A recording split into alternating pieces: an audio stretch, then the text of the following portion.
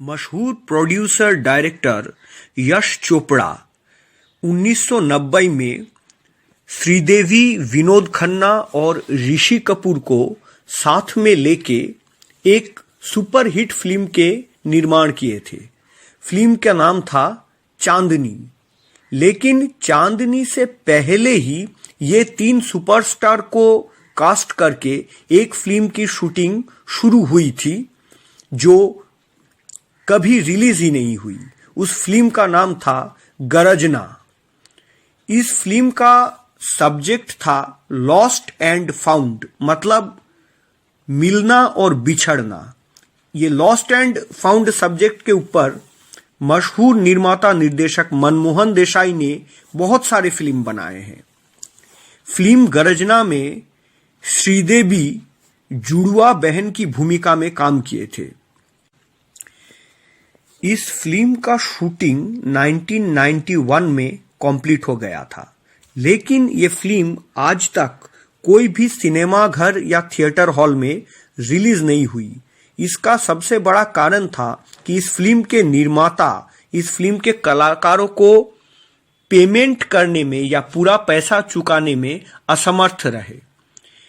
इसके कारण ये मामला अदालत तक गया, लेकिन फिल्म के प्रोड्यूसर फिल्म के कलाकारों को पेमेंट करने में नाकाम रहने के कारण इस फिल्म के नेगेटिव्स आज भी एक बैंक के वॉल्ट में डिपॉजिट है।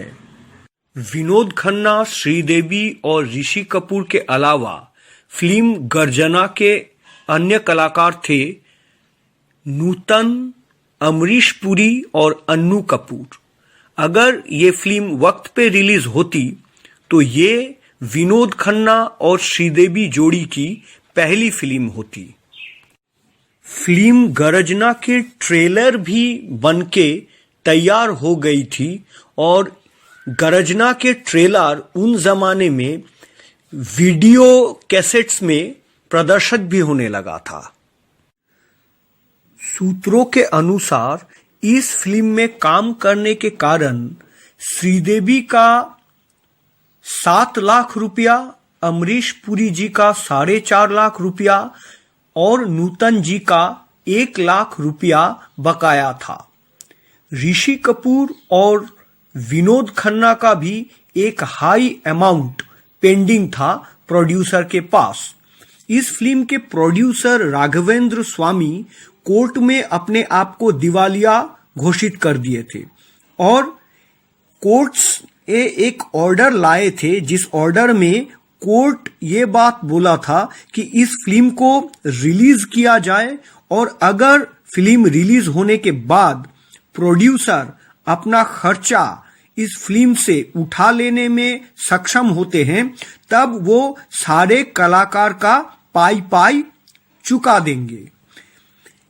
इस इशू पे कोर्ट एक लैब लेटर भी इशू कर दिया था। लैब लेटर का मतलब ये होता है कि अगर कोई फिल्म रिलीज हो जाता है और उससे कुछ मुनाफा होता है तो फिल्म के कलाकार अपने पेंडिंग अमाउंट या बकाया पैसा प्रोड्यूसर से क्लेम कर सकता है। लेकिन इस फिल्म के कलाकारों को ये लगा कि फिल्म के प्रोड्यूसर स्वामी उन लोगों के साथ कहीं ना कहीं कोई चीटिंग कर रहा है, प्रोड्यूसर उन्हें ठग रहा है। विनोद खन्ना, ऋषि कपूर और अमरीश पुरी कोर्ट में इस जजमेंट के खिलाफ एक अलग मुकदमा दायर किए और कोर्ट के फैसले के ऊपर एक स्टे ऑर्डर लाए।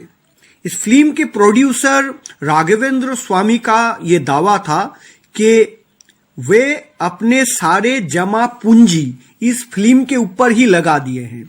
इस फिल्म के ऊपर ही वो अपने सारे जमा पूंजी इन्वेस्ट कर दिए हैं और 5 साल से उनका कोशिश यही है कि ये फिल्म को कैसे करके रिलीज किया जाए।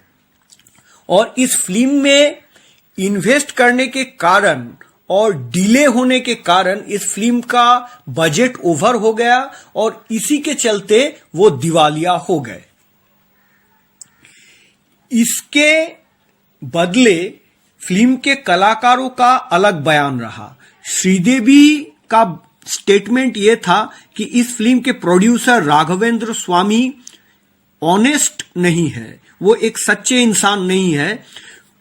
उनका रवैया में बहुत गड़बड़ी उन लोगों को नजर आया और वो अगर अपने स्टैंड पॉइंट, अपने अवस्थान पहले से ही कलाकारों के सामने खुलासा कर देते तो सारे आर्टिस्ट, सारे कलाकार उन्हें मदद करते।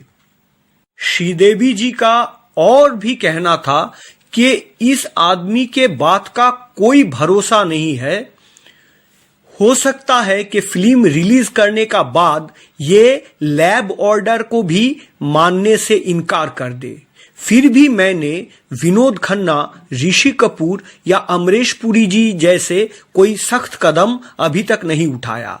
मैं अपने को स्टार के साथ बात करके ही इस बारे में कोई फैसला लूंगा।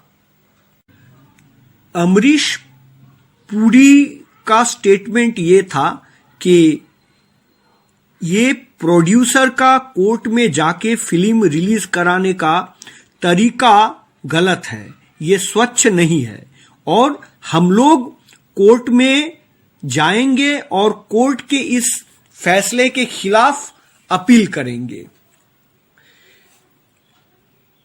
प्रोड्यूसर राघवेंद्र स्वामी ये भी बोले थे कि इस फिल्म को लेके विनोद खन्ना उन्हें बहुत मानसिक पीड़ा दिए हैं और इसी तू मैं में ये फिल्म का रिलीज होना रुक गया।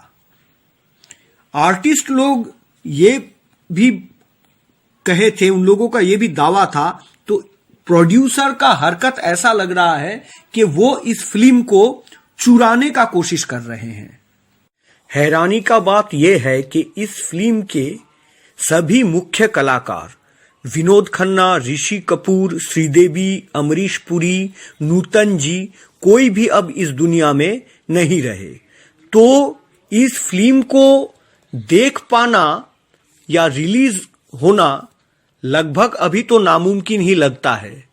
इसीलिए ट्रेलर ही देख के संतुष्ट रहना पड़ेगा, पिक्चर तो बाकी ही रह जाएगा।